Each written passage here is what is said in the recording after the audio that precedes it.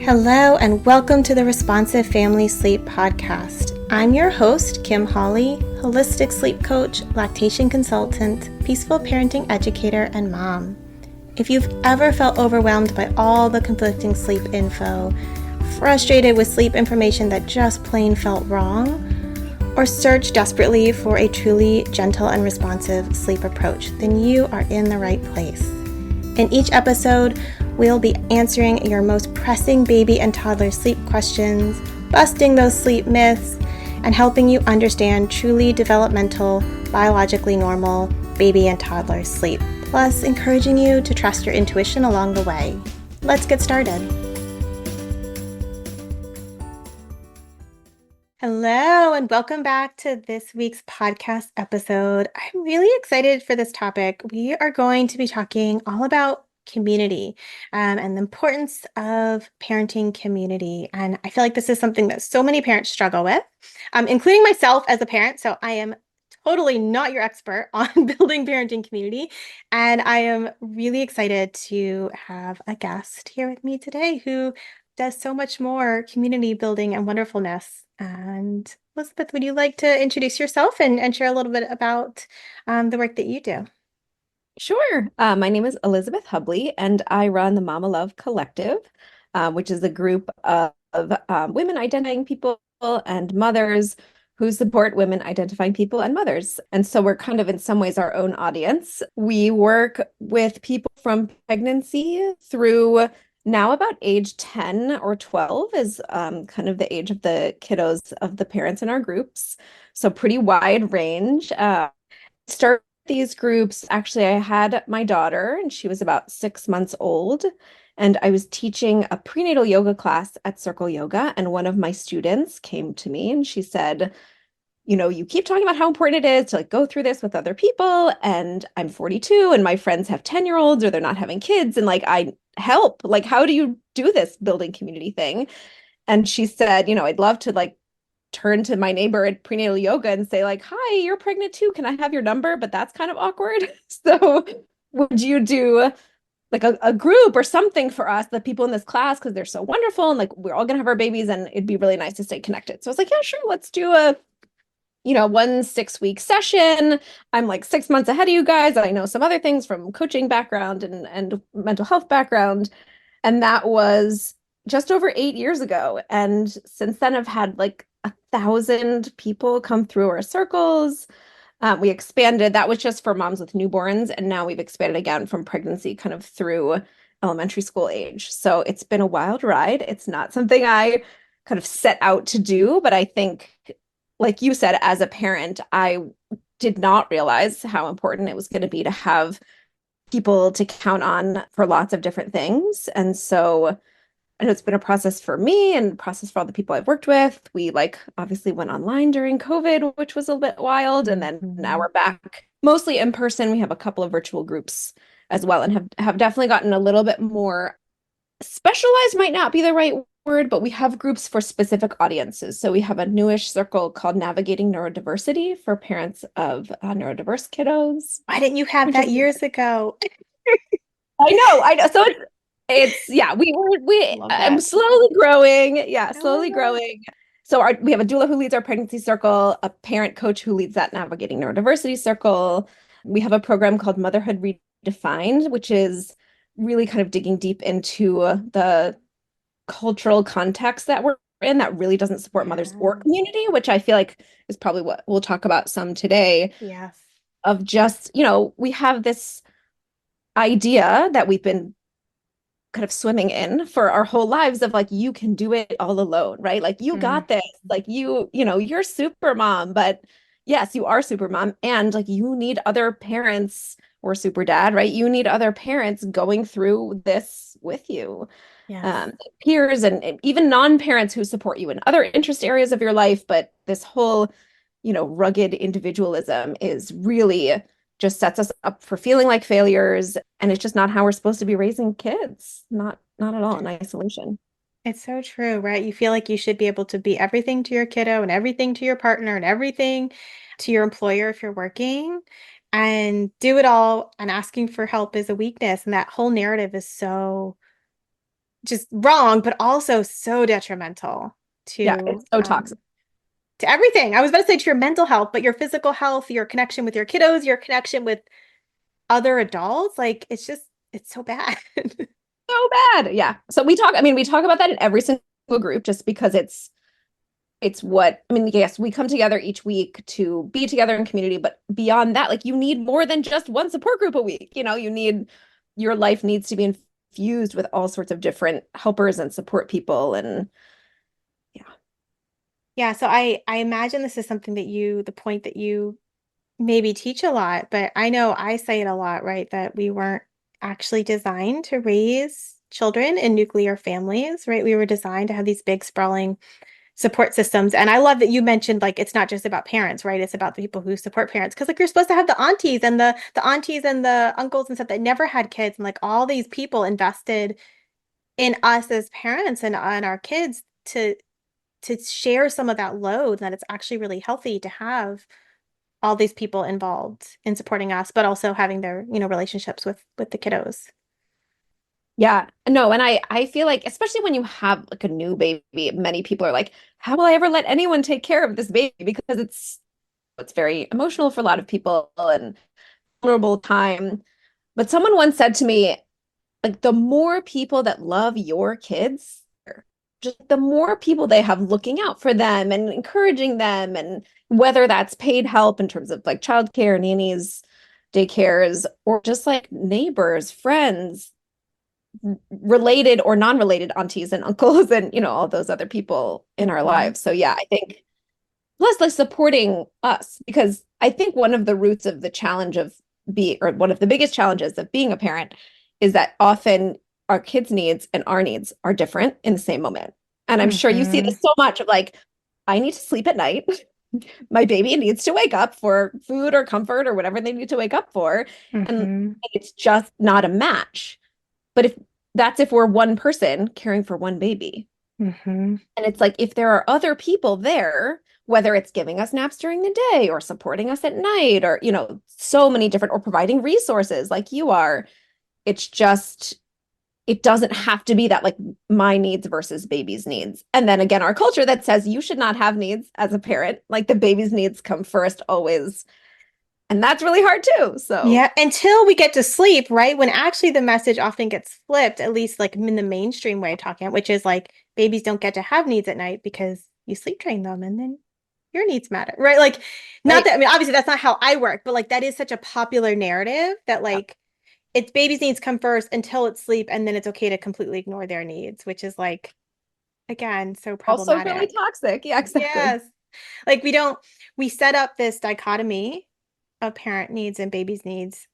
And you're right, they do sometimes are in opposition, but we don't always have to think of them as that's the only way to view them. And I feel like that's where the support and the community like just brings in so much nuance and options and different ways to go about things when it comes to meeting our own needs and meeting a little's needs that we don't have when we're only thinking about it's me, it's baby, and our needs are butting heads, right? Like, Well, and there's no space for creativity because like everyone's exhausted, everyone's overworked, whether it's paid work or just caregiving. mhm, And yeah, like finding, and I feel like people like you just bringing in someone that has like other ideas and creative solutions. And yeah, having more people, even just more voices, even if it's not someone physically there, right? It's like, how do you kind of readjust your either perspective or, tasks, nighttime tasks?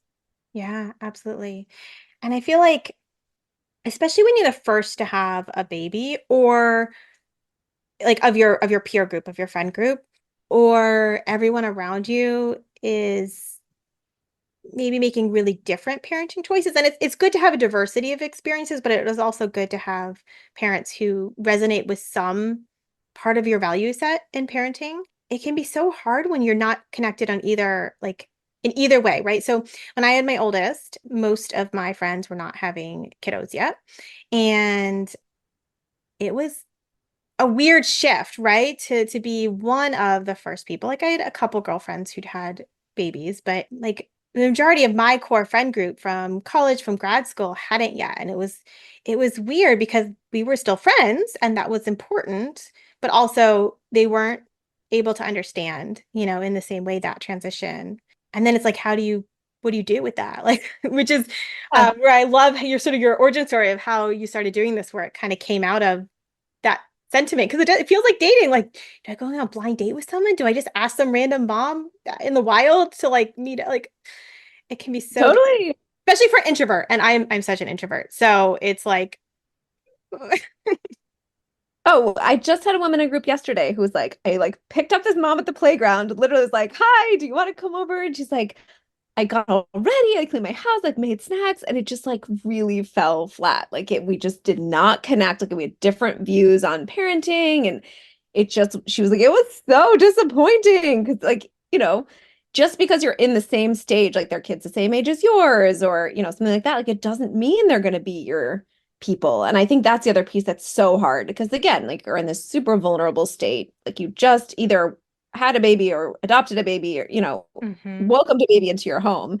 And just putting yourself out there is so hard because you're like, yeah, are these people gonna have the same ideas as I do? Or, we have a lot of people in our circles who follow someone or a handset of people on social media or have a pediatrician saying one thing and they're like, well, it's not working, or I feel like it's not the right thing for me. And I don't know, one thing we talk about a lot is just like there are so many ways to do this parenting thing. Yes. And there's like, I like to think of it sometimes as like continuums of like, okay, there's exclusively breastfed, there's exclusively formula fed, most people are somewhere in between. There's like co-sleeping from day one, sleep training from day one. Most people are somewhere in between. And like there's not a right and a wrong. And I think so much, and Mhm. I'm sure being in the sleep industry, you see this. I'm just like, well, if you don't do it this one exact way, you're gonna like totally mess your kid up. And it's like Seriously, yes. the Ugh. fear around all of it. I mean, around feeding, around sleep, around schedules. And I've just seen it like again, like mental health, physical health. It's so hard. But like Yes. you're saying, we need a diversity of people. I mean, I think about when I had, especially my second kid, a lot of my community was people who were kind of having their second kids because, our first kids were kind of the same. And like they were not people who could bring me food. Like they had two small Mhm. children. And so it's like I had to rely on other people to bring food, but I would rely desperately on them for like, oh my gosh, how do you get two kids to sleep at the same time? Or, Mhm. whatever else is happening. And I love one of my favorite phrases when talking about kind of support and community is don't go to the hardware store for milk. And so it's like you have to know who to ask for what. Like Yes. your friend with, twin newborns is not going to be there to like make you dinner, or like your friend who's, single by choice and super happy about it is not really the person you're going to call in the middle of the night when I mean, maybe they are, but, strategizing, sleep or Mhm. having a, bout of mastitis. Like you have to have different people, I think, for different things. And that's another thing that's hard again with like you were talking about the nuclear family thing of, oh, I have to go to my partner for everything. Because your Yes. partner might not be the right person for all, like, yes, partners are wonderful often, but you need a diversity of people to help you in all the different facets of your life. Yeah. Absolutely. I love that. And putting it all on your partner that you guys are solely gonna solve all the problems is just so much pressure. And that's why you need other parents and other folks around you. And I feel like with my typical parent that I'm supporting, a lot of times they're looking for like folks that are like other parents that resonate on some of their more responsive values, right? Like maybe they have friends with babies, but everybody is sleep training and doing cried out. And so for them, it's like we can maintain those friendships. Like we don't have to stop being friends with someone, but that's not your person to talk to about sleep, exactly like you were saying. And when sleep is hard, especially if you have a highly sensitive, like intense baby, and sleep is kind of your biggest parenting struggle, then when you don't have parents that have similar values, it's hard, right? Like you need to fill that support area. And obviously, like there are folks like me, but it's also like you need your peers to fill that. So you know that you're not alone. And so I feel like when you have, especially when you have the more intense and sensitive and harder sleeping babies, that that value community space, right? We can have all sorts of communities can be so important. Like, who do you go to for that sleep stuff, or the harder parenting things where you do want to be in alignment versus like grabbing coffee with a friend that's like, Right. we can just agree not to talk about sleep, right? We have different opinions and we have other things in common. And so I feel like that's sort of hard and important to figure out, right? As you're navigating friendships and relationships post children. Yeah, and I think one thing that's so surprising to me about all of this is like you think there's like a type of person, right, who like Yeah. sleep trains or doesn't, or like has a home birth or doesn't, or and I feel like we kind of group people into, oh, you're like attachment parenting people, you're the crunchy granola people, or you're the like stream people, or you're the, very regimented people. And I think it can be hard because someone might feel very strongly about, I really want to have a birth in a hospital, but like I'm also going to co-sleep.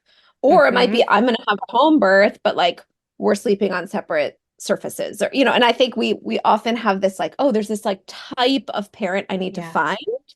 And I feel like we forget that like we are very multifaceted, right? And so like I think your point of it's hard to find those specific people around sleep is because they might have different values around other parts of the parenting experience. And like generally, I think you're right in terms of like attachment focused, responsive focused. But I have a really dear friend who's like so responsive with her kids, so I don't know, wonderful during the day. And she's like at nighttime, she's like, yeah, we close the door and that's it. And I was like, what? Like this, it just was so different. And I mean, we have done everything in terms of sleep with our family. We've never done like cried out sleep training, but like in the bed, out of the bed, in your bed, in my bed, on the floor, just like what has worked for us. Mm-hmm. And so I'm very comfortable being like, you don't have to sleep train, but I feel like that's not a narrative that we hear a lot, especially with Instagram and Facebook and all of these like communities in quotes, because I forgot you're not video recording this, but like communities where it's like, Yeah. really, I'm trying to sell you my sleep program, or I'm trying to sell you my introducing solids program. Like it's put up as a community, but is, I feel like, not often actually supportive in the way a real community is. I don't know if you find that. I stay out of most groups like that because they overwhelm me. Yeah. Like, as a Oh no, I'm parent, like basically off social media. I sure. just hear about it from people in Yes. my groups of like, oh, I joined the like, XYZ person's sleep Yeah. community. I'm like, oh, that person just sells sleep training programs. I'm like, oh, really? Yes, it's like a marketing ploy. Yes. I yes. Absolutely yes. But I think it's interesting because I'm laughing at myself over here because that tendency to want to categorize people, right, was very like a big struggle for me in that the early days of parenting for myself. Even like consciously, I may have known that you can't make it that simple, but just like all these people that were otherwise aligned with me in values and otherwise pretty responsive with their kiddos who just sleep somehow, even in the responsive community, like people who are intentionally seeking out more responsive parenting strategies, there is still a big section that justifies sleep training as different. And it's interesting to me, which is a little off topic, but it is really interesting how there is actually still a strong sleep training component in a lot of responsive parenting folks spaces. Not all. There are a lot that are very much like you don't have to sleep train. There's all these different strategies, like we don't shouldn't leave kids to cry, blah blah blah. But it's still jarring to me When it how much comes sleep back, gets separated out as like this different thing, you know. when I think all of it comes back to our culture of just Mhm. like being independent and independent sleep. And I just, it's again, I mean, yes, I think the other piece is like many parents have two parent families and both parents have to go to work and Yep. both parents, are sleep deprived, perform at a certain level. I mean, it's all that we have no paid Capitalism. maternity leave. Yeah, I mean, it's like a huge, I mean, I think we forget that it's a huge structural problem, right? Yes. It's not necessarily about sleep. And I mean, yes, in some ways it is, but it's just this idea of, if you don't do this, like you are failing your kid or Yeah. and I feel like it goes all the way back to this thing of community of like, no, no, you got to figure this out. You got to do it on your own. And your baby's got to do it on their own. And it's so toxic and it's like what has gotten us to a terrible point culture of, you know, people being really polarized and unhappy and, just not seeing ourselves as a community and as, people who have to work together to save our planet and, the bigger issues that our world is facing. And I feel like so much of it just comes down to like how we are supported as parents with our children. Mm-hmm. Yeah. And that feeling, what does that lack of feeling supported do? And what does that feeling supported do? Right? Like as far as how you're able to show up and then reach out and extend that support to other people too. Right. Right? Well, That and sort that's of, the piece that I think is so hard, where it's just like, well, I don't have support, so I have nothing left to give, right? And so I then Mhm. can't support others, and it's this terrible spiral. Whereas I feel like often it just takes like, oh, I'm going to reach out and set up something. I just set up these like regular get-togethers with another family. Like we both had two young kids, and often when we got together, it was like not necessarily that fun, right? Like the kids are kind of crying, they're like taking each other's toys, but we were doing it together. It wasn't like we kind of laughed about it. We shared strategies instead of just both being in our homes, being driven crazy by our small Mhm. children. And so I mean, it's like small things like that that I think make actually huge differences of just, I don't know, I remember in COVID talking to a lot of parents who were like, oh, my 3-year-old like talks back to me all the time. And I was like, yeah, like That's what they that's do. really normal. That's their job. Like their job is to figure out boundaries. But if you're not around any other 3-year-olds, like of Mhm. course you think your 3-year-old is nuts because 3-year-olds are nuts.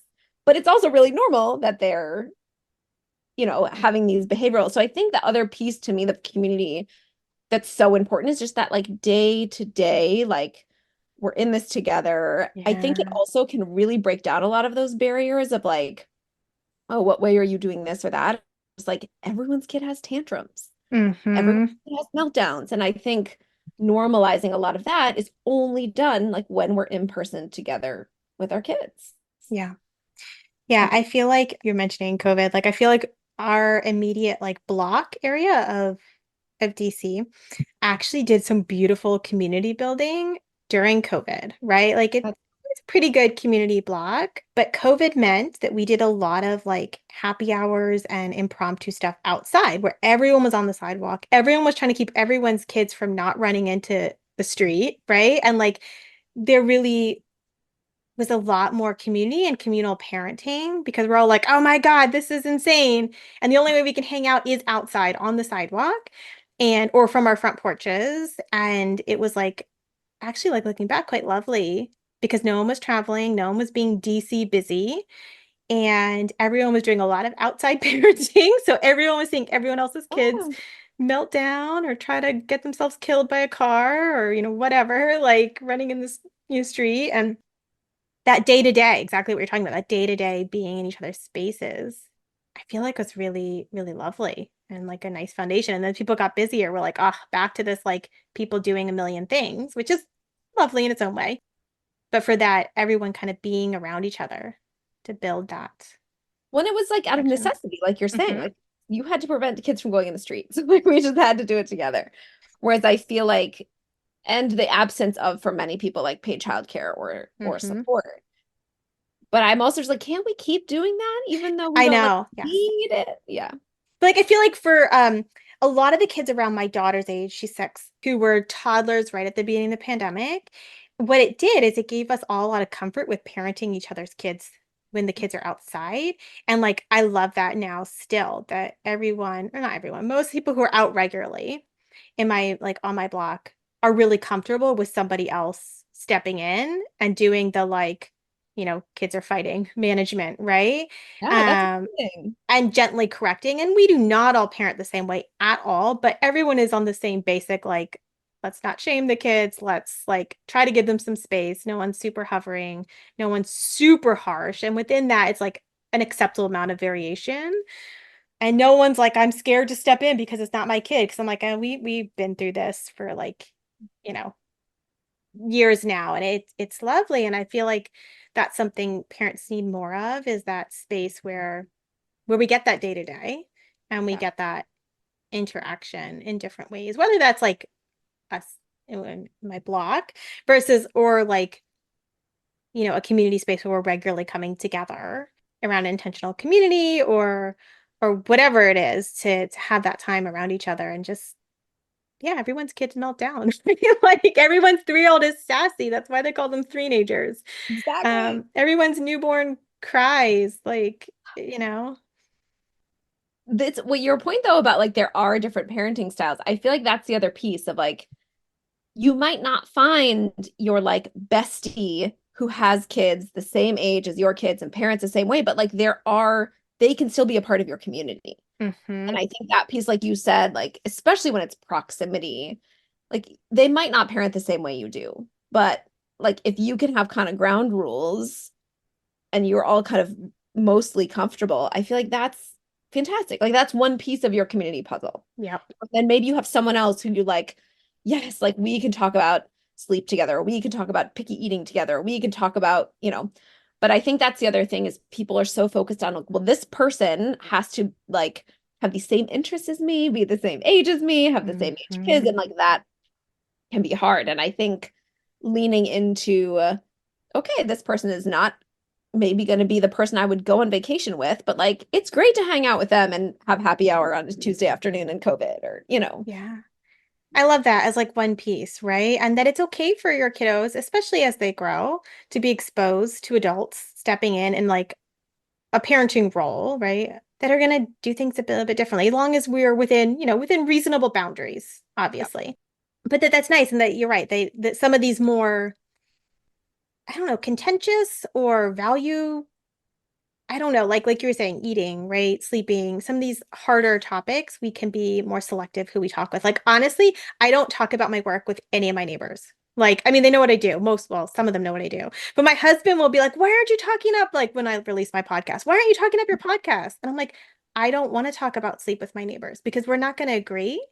Like not yeah. all of us, right? And that's okay, but I don't want to bring that into this like just neighborhood hanging space. So a lot of times I'm like, I don't want to talk about what I do because But I it don't want also it to be might about sleep, you it know? also might surprise you. Like I just feel like for me, especially when I'll tell anyone like we co-slept because like it worked for us, and people are like, oh my God, me too, Yeah. so much. But I feel like it's not the like you said the like overarching common narrative, Hmm. and so it's this taboo whatever, and it's just so fascinating because I feel like it's one of those oh, like how much TV do you let your kids watch? And no one actually says how much, or like, Hmm. oh, do you co-sleep? Or oh, do you?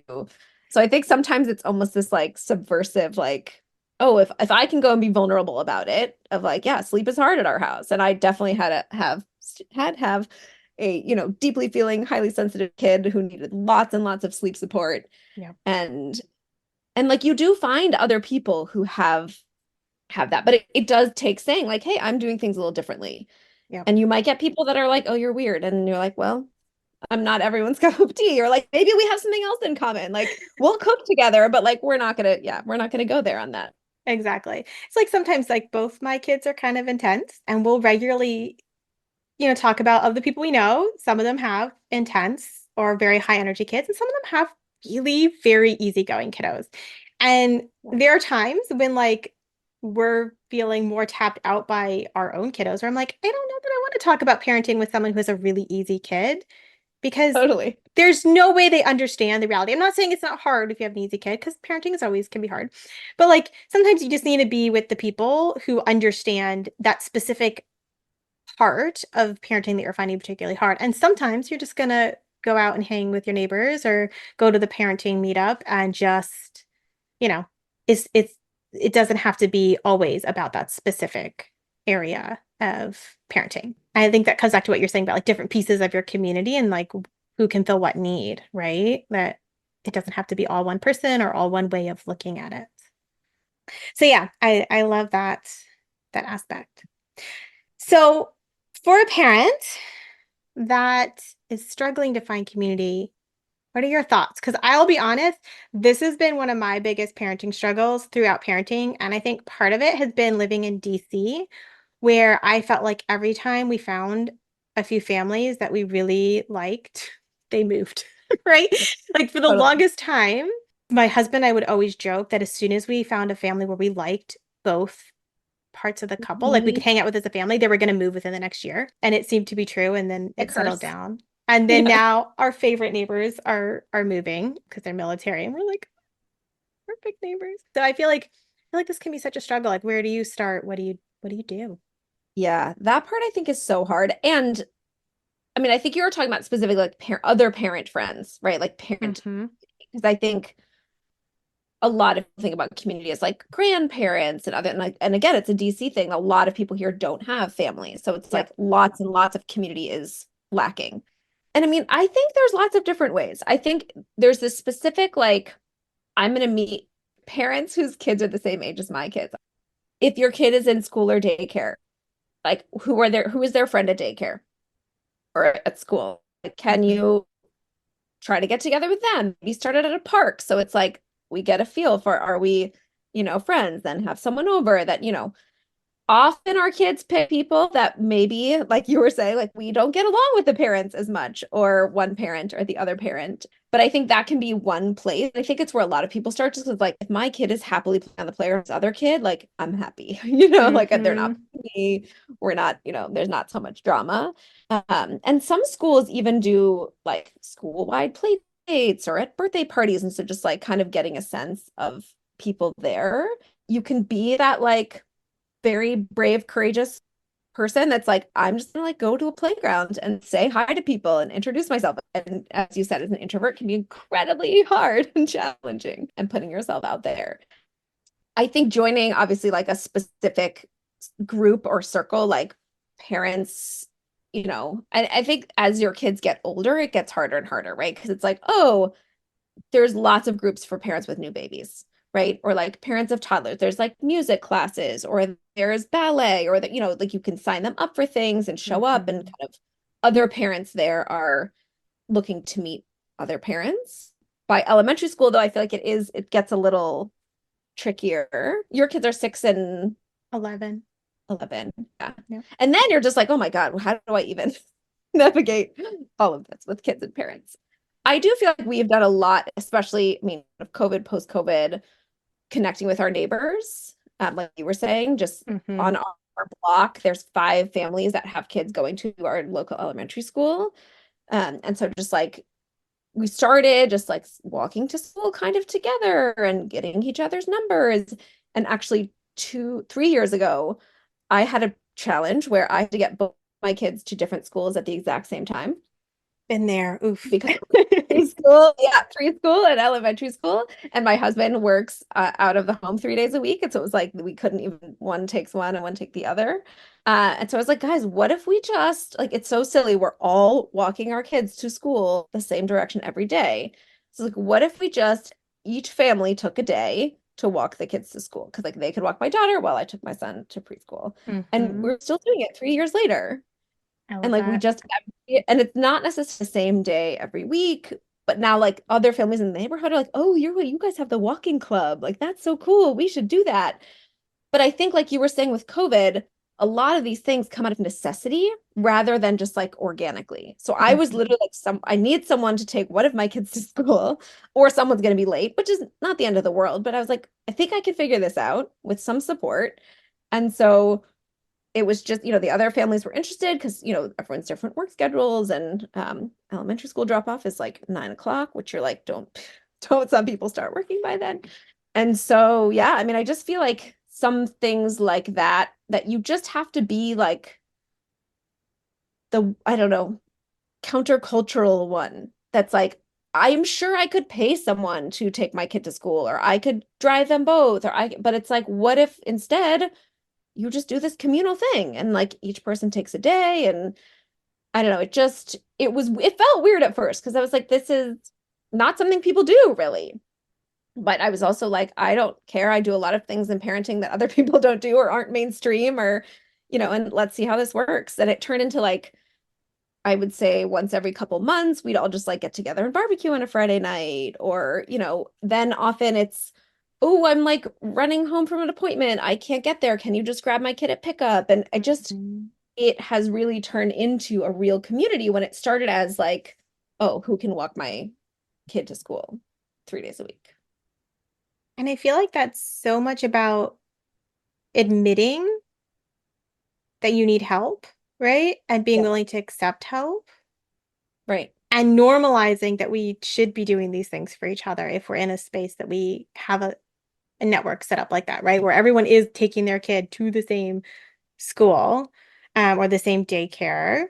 And like, with walking school age kiddos, like, hey, this is actually not that hard, right? And it saves everybody some time. And the kids are all going to enjoy walking together. And it's like, it's hard though. I feel like one of the biggest barriers, again, coming back to like, is that we feel like we should be able to do it all. Yeah. And that's such a barrier to building community because it feels like you're burdening other people or there's something you're not being a very good parent if you're Yeah. not able to just figure it out on your own. Well, figure it out or pay someone to do it, right? And then Yeah. that's the other piece is I think DC especially, and because there's so many working professionals and people making significant amount of money, it's like, well, I'll just pay someone. And it's like, well, that's also isolating you even more when like you have something probably you could offer, someone else has something they could offer. Like there are so many ways to live more communally that don't like put someone out. And I think you're right. It's that whole like, oh, well, if I ask for help, it means I'm, like weak or unable to do it or deficient in some way as a person or as a parent, which just is terrible. Like it's such a bad message for us as human beings. And Mhm. I do feel like we have this like, oh, you need a village, but like that's the only thing. But also you should be fiercely independent, right? Like it's like we know there's this idea of village and we know that human beings have, been living communally for many, many, many generations before even like our great grandparents lived more communally, right? I mean, it's such a new thing in this Mhm. nuclear family. I mean, I think also, I mean, being in DC, I think in some ways has some benefits where it's at least it's not, deep suburbs where you can only get everywhere in your car and you Yep. literally park your car in your garage, you go in your house, you don't even see your neighbors. And Yep. that's, I think, how a lot of people are living, which makes it impossible, if like, I know we talk a lot this time of year, like, oh my God, it's so hot out. How do we like meet people and be in community? And, um, but I think even just saying like, one of the women in my group who has a 4-month-old was just like, I could watch two 4-month-olds. Like, why doesn't someone, a friend of mine, just like drop their 4-month-old and, go take a nap? And then I do that for her. She does it for me. And it's just, but it's no, you have to find a babysitter and you have like that's weird, right? I don't it just sucks that that's the narrative, right, that we're living in. Yeah. But you feel like you're imposing even if it's really not an imposition, right? Like I think there's the two pieces to that. It's like the feeling like to be a good parent, you have to be able to solve all the problems or hire somebody or whatever. But it's also like I'm imposing by asking or floating this idea as opposed to just like, hey, would this work? There's just, it's so many barriers because we're so that individualistic, like we got to solve all the problems and do it all ourselves, just creates so many layers of Yeah. barriers to building those communities and then enjoying them, and having I that think there's space. also though, like we do have a desire to help other people Mm-hmm. as human beings, right? Like if someone has a baby, I'm like, I want to help you.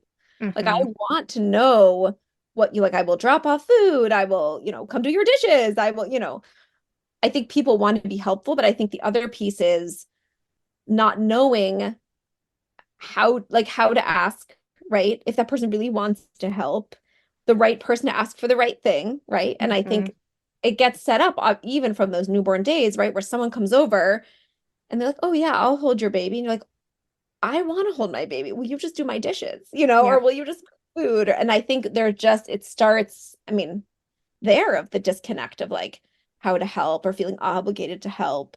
But I think when you can find a match, it's like the best. And a friend of mine actually calls it an invitation. She's like, I'm just going to invite people into my life. And I just love that because I it's love that. it's more like I know she just had a new baby and she's like, people just keep asking what I need. And in the moment, you're like, I don't know, I need everything. Like, I don't know So what to tell true. you. And so we had this idea together of like, what if whenever you thought of something you needed, just like write it on a little list, and next time someone asks you, you can be like, here are 5 things that could be helpful. Like, which one feels best to you? And it could be again, like do the dishes, pick up a meal, come vacuum, take my Walk. older kid to the park, Yeah. whatever things come to mind. And And I think in that way, you don't have to feel like, oh, I'm asking this person to do something they don't like. I know I have a dear friend who's like, please never ask me to make food for you.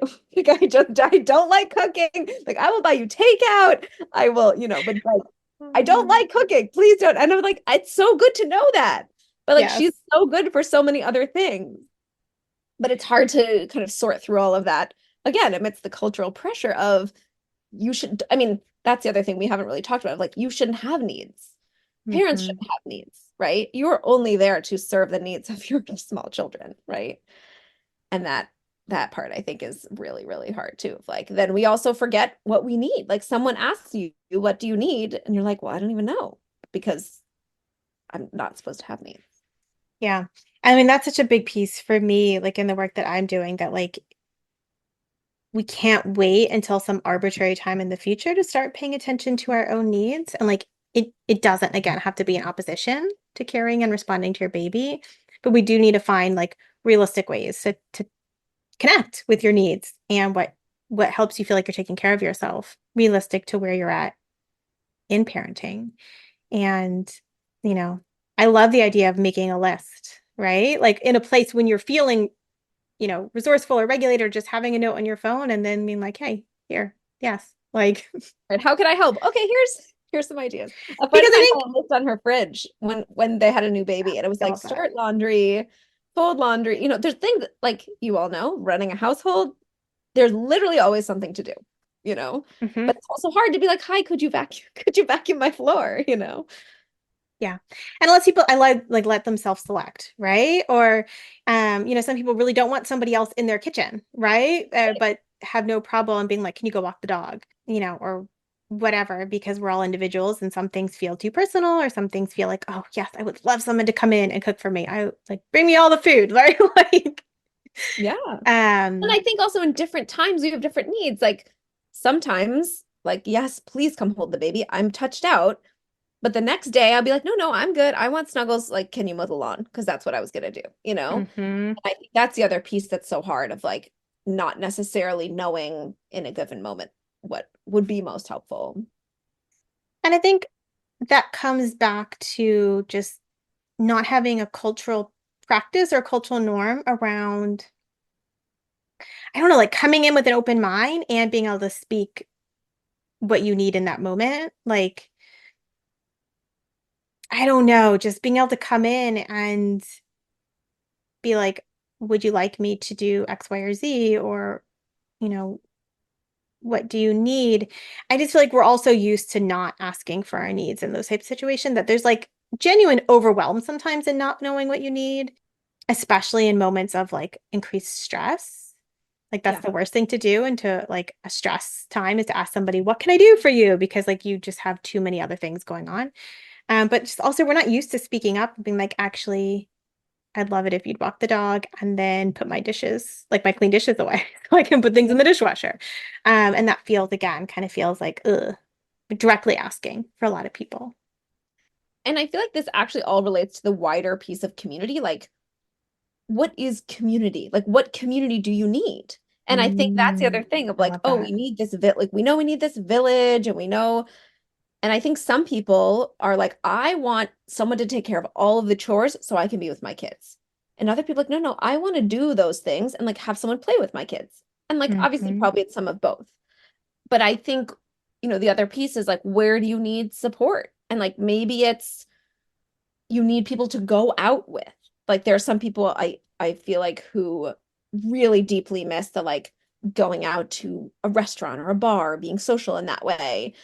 It's funny, postpartum, I was like, I don't really care. I don't really miss restaurants. I don't really care. But like other friends are like, oh my God, all I want to do is like go out to eat, right? Hmm. Maybe you're the one inviting your friend out to eat, or maybe you're the one offering to babysit so she can go out to eat. Or, and I think that's the other piece of like what is community. And I think also depends on are you, a full-time stay-at-home parent, a part-time working parent, a full-time working parent? Like, do you need something in the evening or on the weekend or in the daytime? And I think like we have this, like, I need community. It's like, well, what specifically? And Yeah. having that thought of like, oh, I need someone to walk my kid to school 3 days a week.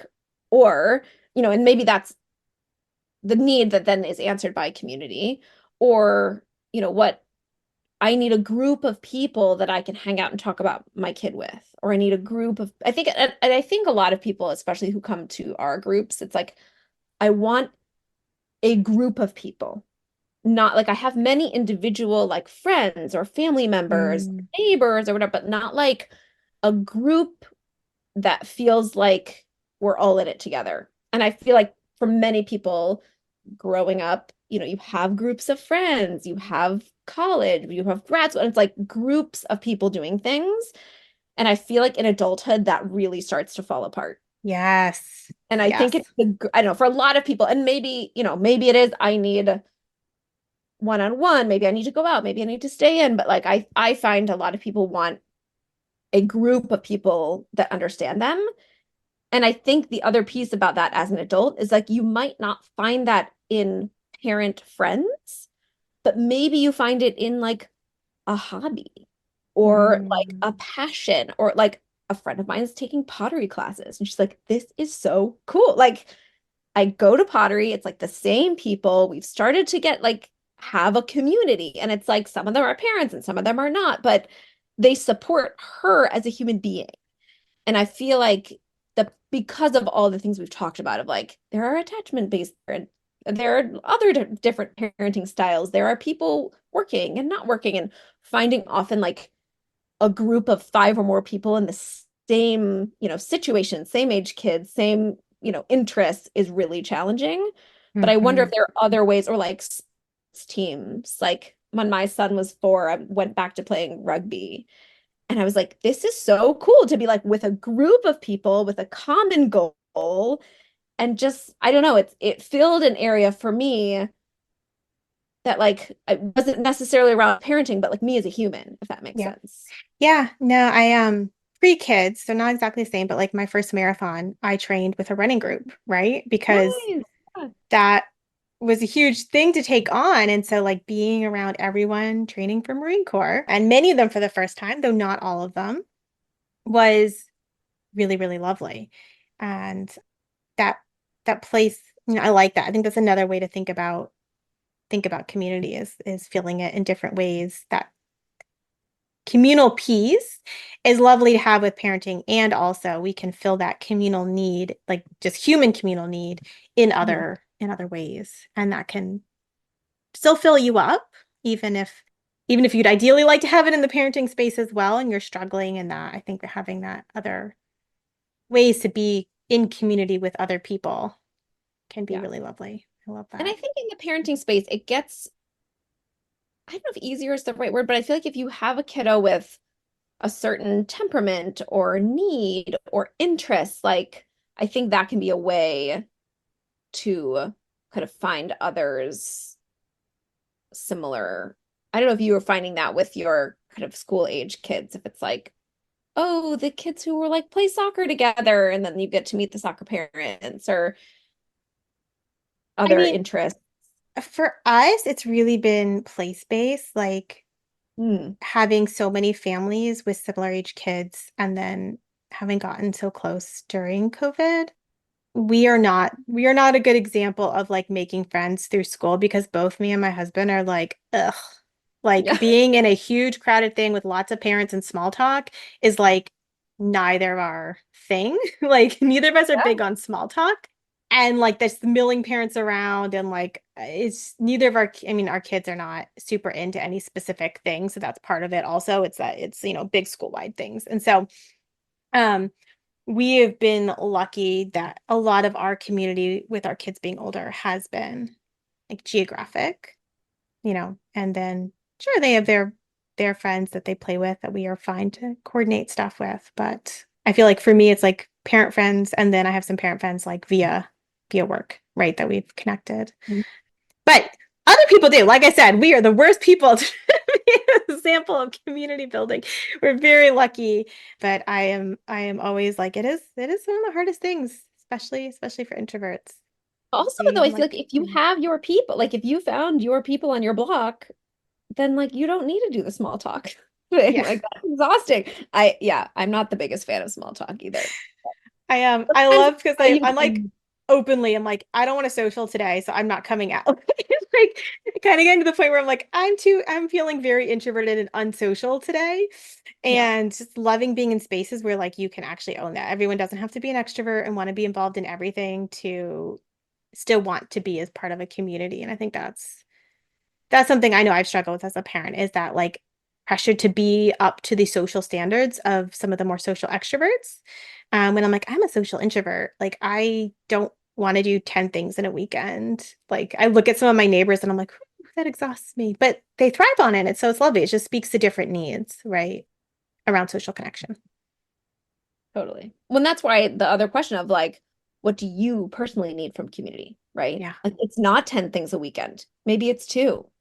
Right. So like Yep. knowing and exploring with, yourself, your partner. I mean, the other thing is a lot of partnerships, one person is much more social than the other, right? And so then there's also that like, well, you guys can go do things and I will stay at home or vice versa, Mm-hmm. right? And Mm-hmm. not having it be defined by someone else or our culture, right? Like, oh, community means like 6 barbecues. And you're like, no, no, please stop with the barbecues. It's so true. It's so true. I like, I'm really glad you brought that up. Just like, what does community mean to you? Like, I think that's such a powerful concept to reflect on and in a two-parent household to talk with your partner about and just figure out like what does it even mean to find what kinds of community do you need? I think it's really easy to go within those again preconceived ideas and then you're not even sure if what you're looking for is what you actually need in that moment. Right. Or is it just, and I think we didn't get into this like self-care thing. We just touched on it a little bit of like, how do we know what our needs are? But it's just like people saying self-care is like getting your nails done. Like if that doesn't feel like self-care to you, that's not going to fill your bucket. Maybe Mm-hmm. self-care is staying home and reading a book or going out to dinner with a friend and I think the same thing like, oh, community means joining a sports team. It's like, no, thanks. And I don't want that, depending who you are. So but it's hard because also as parents, as we've said, like you're incredibly busy, you're emotionally overwhelmed, you're physically overwhelmed, and to be like, oh, let me spend 20 minutes like sitting and thinking about what community means to me, it's hard. Yeah. It's really hard to take the time and figure out what our needs are. But I think when you are clear about your needs, then can be the like, okay, how like your question of probably 20 minutes ago, like how do you actually find community? And I think it's, the question about that is what is it? Is it big groups? Maybe not. Is it a couple of neighbors? Is it, something within parenting, something without of parenting? A lot of people do find support on, I would say less so Instagram because it's not as interactive, but like Facebook groups, some people I Mm-hmm. know, like I love this Facebook group I'm in of like lawyer parents, and I like really connect with people on there. And other people, I am personally not a big Facebook person in general, but I don't know, I'll go to the park and just like chat up other parents or, you know, Yeah. have my people on my block or people who I've met through groups and circles and things like that. Yeah. And there's all those different ways are valid, right? So it's about what you need, what resonates, and also what fits in what you have access to, you know, and it can evolve over time. I know in my early days of parenting, I was in a lot of Facebook groups that were really great and they were really helpful. And, then I shifted into different phases of my life and my parenting. And, I'm still in Facebook groups, but I am not actively, in them in the same way that I Yeah. was. Well, and your needs change, your kids' needs change, right? Like, I think, I don't know, for me, the toddler years, it was like, who else will I meet out of the house somewhere? Like, who will meet me at a playground or a park or a museum just to like let these people run around together and have social time? Yeah. And now it's much more like the kids are good. Who do I want to have a deep conversation with while my kids hang out? So it definitely shifts. Yeah, yeah, absolutely. The toddler years the hardest for me because my oldest was a runner, and so if you weren't in like a fenced-in area, it was a struggle. He would get And you're dysregulated, and he having would like run. 100 half conversations, right? You start a Yes. conversation, you're like, oh, sorry, I gotta go get my kid. What were we saying? Uh-huh. Yes, it's a challenge. It's a challenging time for sure. Babies are their own challenge, and older kids are their own challenge, but toddlers, so many interrupted. Let me go get that out of their mouth. Yes. They just fell. They just pushed somebody. Someone's trying to hit them. They just stole someone's like something, and it's just wild. It's a special kind of time. Absolutely.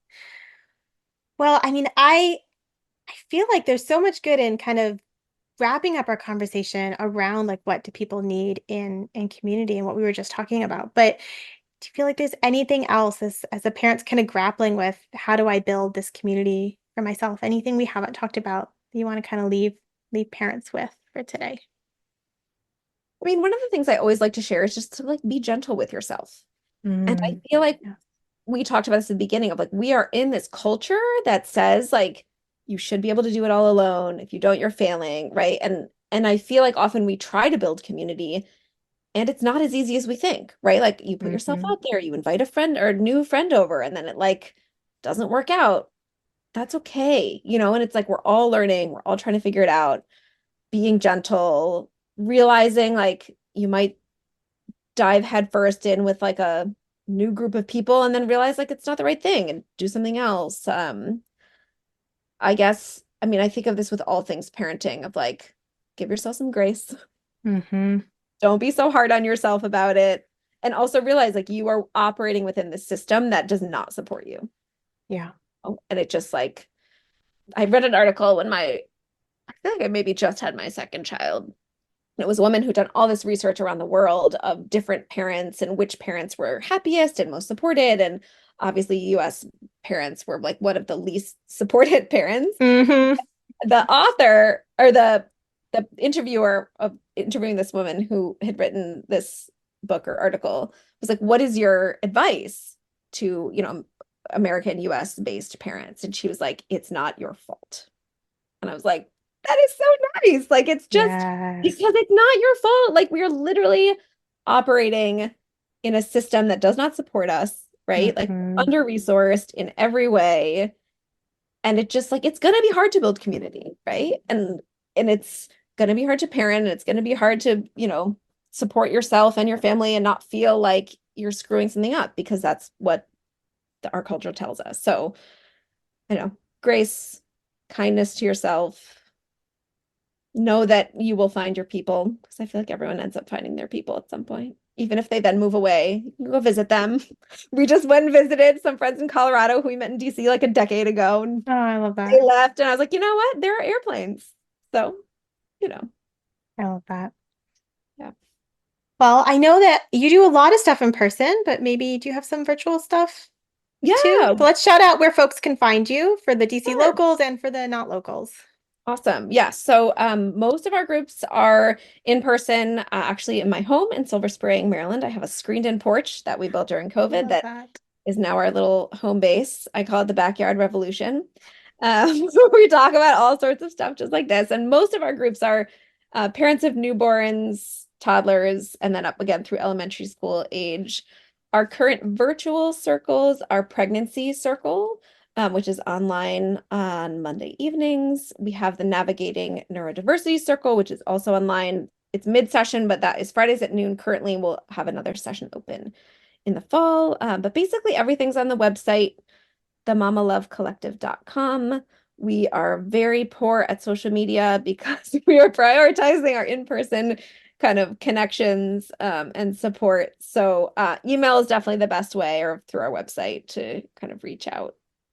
And we also always have a form on our website open for requests for different groups or new groups and days and times.